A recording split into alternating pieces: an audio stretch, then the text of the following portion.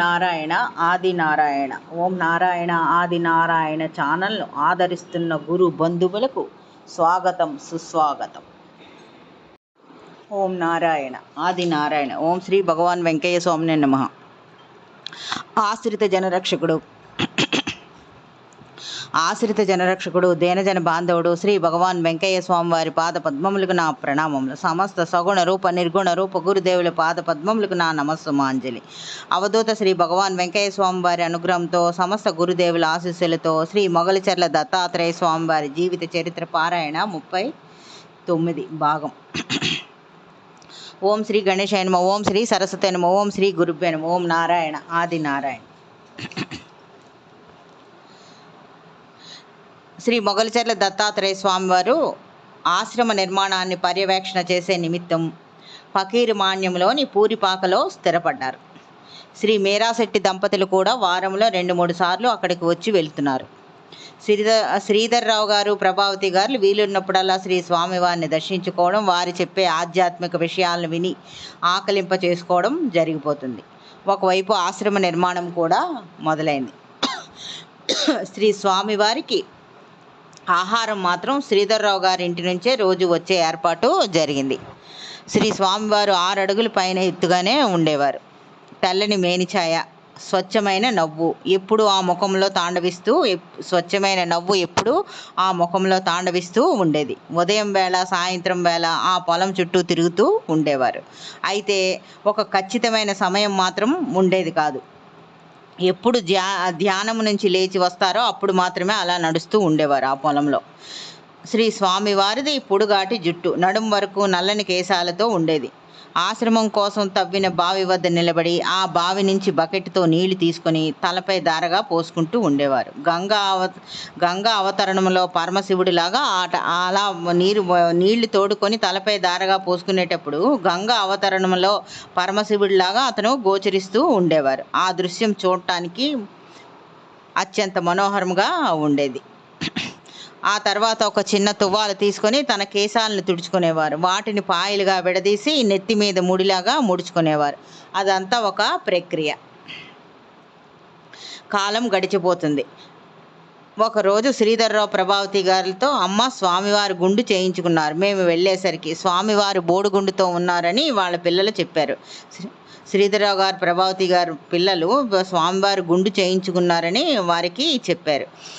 ముందు ఆ మాటలను ఆ దంపతులు నమ్మలేదు. పిల్లలు మళ్ళీ అదే మాట గట్టిగా చెప్పేసరికి వారికి నమ్మక తప్పలేదు. ఎందుకో ఆ దంపతులకు మనస్సు చివుకుమనిపించింది. ప్రభావతి గారు గబగబా ఇంటి పనులు ముగించుకున్నారు.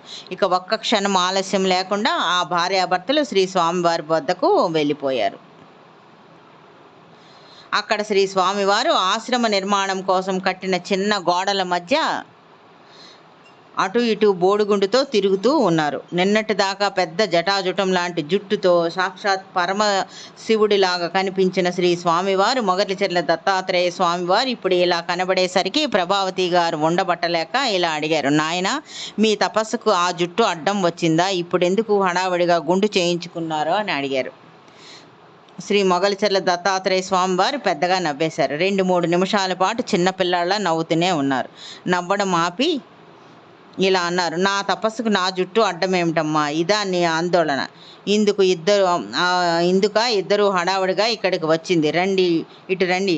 మీరు నా కోసం వేయించిన ఆ పూరిపాకలోకి వెళ్ళి మాట్లాడుకుందాం రండి అని చెప్పి పాకలోకి తీసుకొని వెళ్ళారు స్వామివారు. శ్రీ మొగలిచెర్ల దత్తాత్రేయ స్వామివారు ఆ పాకలో మంచం మీద పద్మాసనం వేసుకొని కూర్చున్నారు. మంచం పైన ఎదురుగా బల్ల మీద ప్రభావతి గారు, శ్రీధర్రావు గారు ఇద్దరు కూర్చున్నారు. ఒకసారి పైకప్పు కేసి చూడండి అన్నారు స్వామివారు. ఇద్దరూ ఒకేసారి చూశారు. మీరు పైకప్పు కోసం తాత్కాలికంగా చిన్న కర్రలతో వాసాలుగా వేశారు. వాటిని తొలుస్తూ కొన్ని పురుగులు అక్కడికి చేరాయి. అవి ఒకటే రొదపడుతూ ఆ కొయ్యల్ని తొలుస్తున్నాయి. తెల్లటి పొడి నా నెత్తి మీద, శరీరం మీద, మంచం మీద పడుతుంది. శరీరాన్ని, మంచాన్ని దులుపుకుంటున్నాను. కానీ ఈ జుట్టులో పడ్డ పొడిని తుడుచుకోవడం చిరాకుగా ఉంది. ప్రతి గంటకి ఆ పొడి వదిలించుకోవడం కోసం తల స్నానం చేస్తున్నాను. నిన్ననే ఈ దారిలో మీ ఊరి మంగళవాడు వెళ్తూ కనిపించాడు. నన్ను చూసి ఆగాడు. అతను ఫలానా వృత్తివాడని తెలిసిన తర్వాత దైవేచ్ఛ అనుకొని శుభ్రంగా గుండు చేయించుకున్నాను. ఇప్పుడు హాయిగా ఉంది అన్నారు నవ్వుతూ. ప్రభావతి గారికి మెదడు చురుగ్గా పనిచేసింది. దాదాపు పుష్కరం పైగా కొన్ని కోట్ల జపం చేసిన మహనీయుడి జుట్టు అది. ఎంత మహిమాన్వితమై ఉంటుందో కదా. అటువంటి జుట్టు ఊరికే వదిలేశారా, ఎక్కడ ఉంది అని ఆలోచిస్తున్నారు. ఆలోచించి ఇలా అన్నారు, నాయనా మరి ఆ జుట్టు ఎక్కడుంది అని అడిగేశారు కూడా.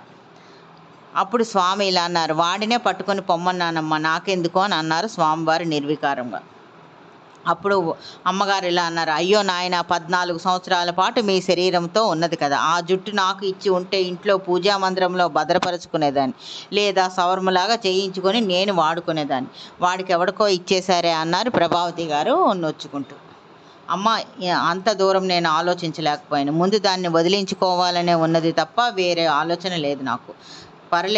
పర్లేదులే అమ్మ, నీకు అంత ఇష్టంగా ఉంటే అది నీ దగ్గరికే వస్తుంది, తపన చెందుకొని అన్నారు స్వామివారు.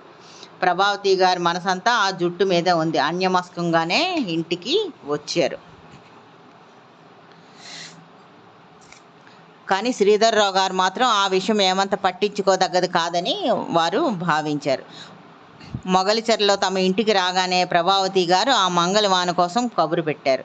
అతను కనబడలేదు, వేరే ఊరికి వెళ్ళాడని తెలిసింది. మధ్యాహ్నం నాటికి ఒక వార్త తెలిసింది, ఆ జుట్టుతో సవరం చేసి మొగలిచెర్ల గ్రామంలో ఒక ఆవిడికి ఒక 10 రూపాయలకి అమ్మేసి వెళ్ళిపోయాడు అని.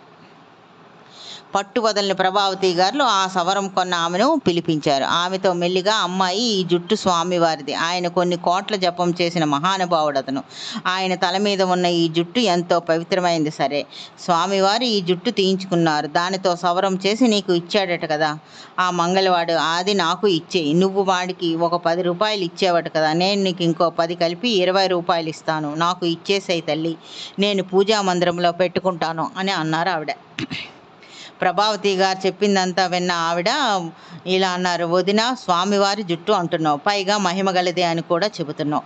మరి నీకంత మహిమగలది కావాలని ఉంటే నాకు ఆ కోరిక ఉండదా? నేను కూడా పవిత్రంగా చూసుకుంటాను, మా ఇంట్లో పెట్టుకుంటే నాకు మాత్రం కలిసి రాదా? సరే వదిన, ఇన్ని మాటలు ఎందుకు, నేనే ఉంచుకుంటాను అని అన్నది ఆమె ఖచ్చితంగా.